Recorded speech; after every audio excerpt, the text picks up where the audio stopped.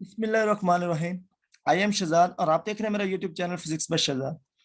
जैसा कि आप जानते हैं कि हम फर्स्ट ईयर फिजिक्स का कोर्स स्टडी कर रहे हैं। आज के लेक्चर के अंदर हम chapter number 4 work and energy के इंपॉर्टेंट शॉर्ट क्वेश्चंस को डिस्कस करेंगे। इसके इंपॉर्टेंट 10 शॉर्ट क्वेश्चंस हैं जिसको हम दो लेक्चर्स में डिवाइड करेंगे। फर्स्ट लेक्चर के अंदर हम इसके फर्स्ट 5 डिस्कस करेंगे और नेक्स्ट लेक्चर के अंदर हम इसके नेक्स्ट 5 क्वेश्चंस को डिस्कस करेंगे। आज का जो लेक्चर है वो बहुत इंपॉर्टेंट लेक्चर है क्योंकि एग्जाम्स के अंदर इसमें से एक या दो क्वेश्चन जो है वो लाजमी आते हैं। ठीक है, वीडियो को लास्ट तक लाजमी देखिएगा। अगर इससे पहले आपने चैनल को सब्सक्राइब नहीं किया तो सब्सक्राइब कर दें, क्योंकि सब्सक्राइब करने का फायदा ये होगा कि आपको हर न्यू नोटिफिकेशन जो है, हर न्यू लेक्चर जो है वो उसकी अपडेट सबसे पहले मिल सकेंगी। तो चलें इसको स्टार्ट करते हैं क्वेश्चन नंबर 1 से। क्वेश्चन नंबर 1 ये है, a person holds a bag of groceries while standing still.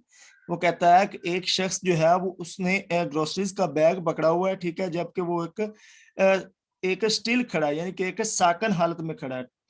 Talking to a friend, अपने फ्रेंड से बात कर रहा है। A car is stationary with its engine running. एक साथ में एक कार खड़ी है, ठीक है, जो कि वो भी एक साकन हालत में है और उसका जबकि जो उसका इंजन है वो रनिंग कर रहा है। ठीक है, from the stand point of work how are these two situation similar. वो कहता है कि स्टैंड पॉइंट के हिसाब से देखें कि एक के ये दोनों सिचुएशंस है, कार की सिचुएशन और उस शख्स की सिचुएशन, दोनों सिचुएशन जो है वो सिमिलर हैं।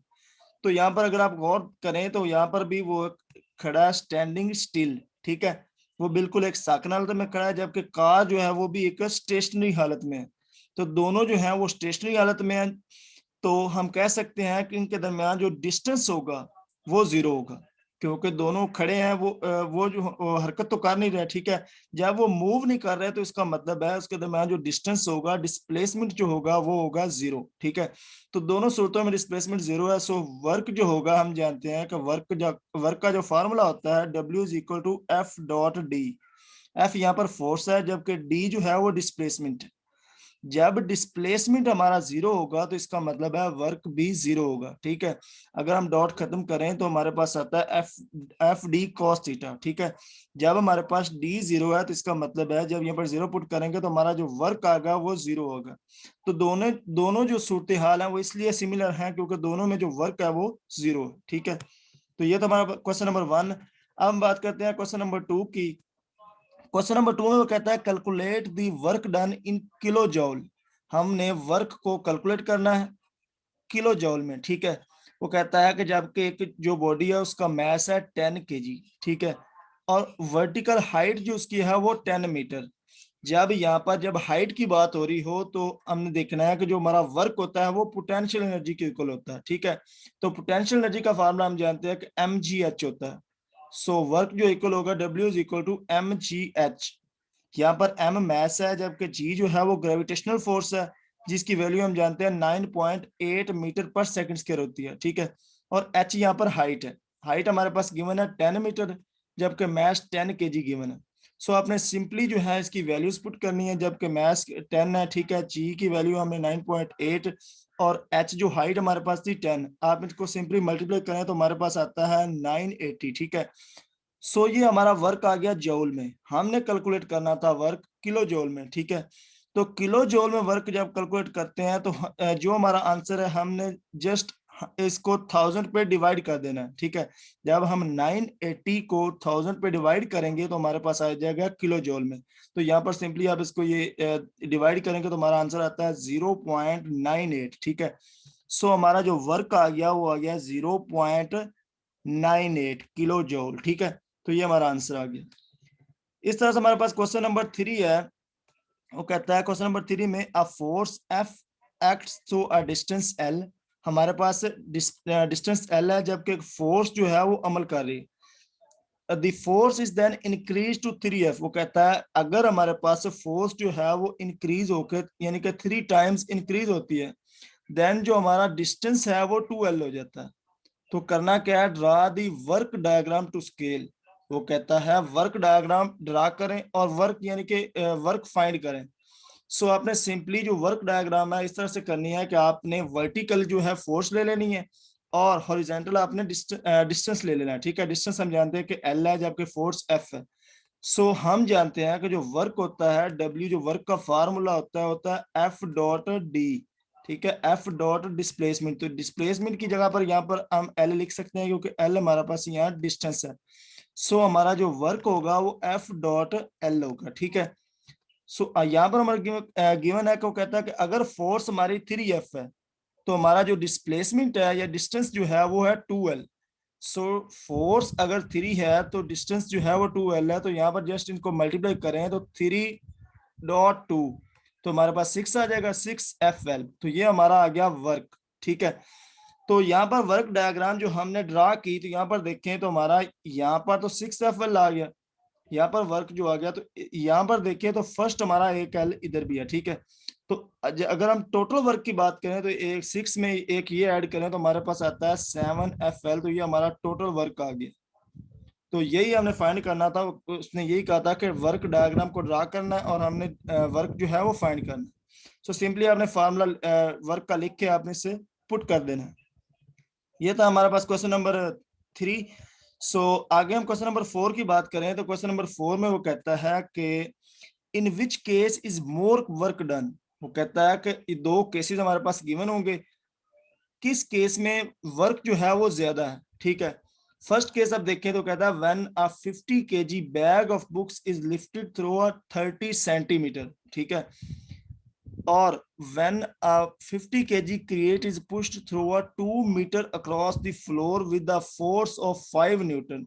फर्स्ट केस में हमारे पास एक मैस गिवन है, ठीक है, 50 kg का, जबकि वो जो है वो लिफ्टेड हुआ है, यानी कि वो मूव उसने किया है वो 30 सेंटीमीटर, इसका जो डिस्टेंस है वो 30 सेंटीमीटर, ठीक है। तो फर्स्ट केस में हम वर्क अगर फाइंड करें तो सिंपली आपने जो गिवन वैल्यू है वो लिख लेनी है। देखिए हमारे पास मैस गिवन था 50 kg, जबकि हाइट गिवन थी 50 सेंटीमीटर।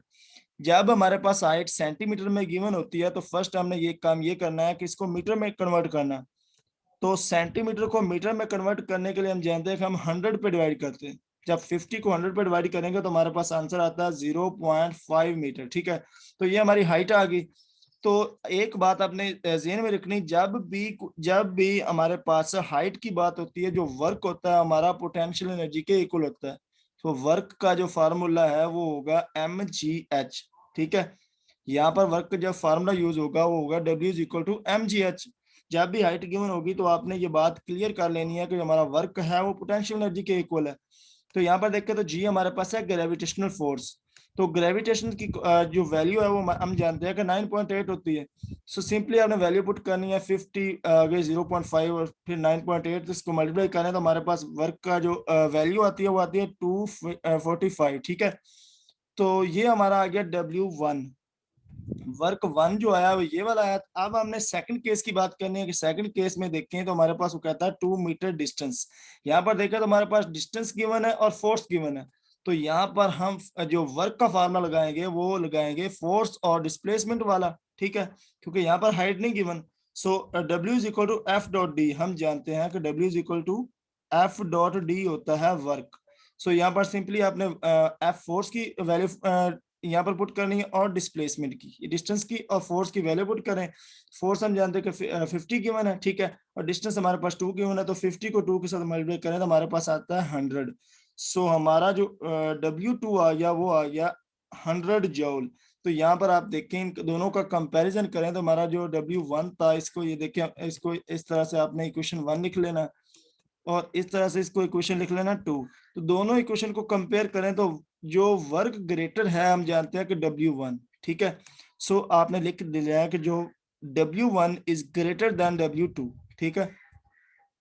तो ये हमारा क्वेश्चन नंबर 4 था। तो इस तरह से क्वेश्चन नंबर 5 की बात करें तो हमारे पास है क्वेश्चन नंबर 5 है an object has 1 जॉल of potential energy, explain what does it mean.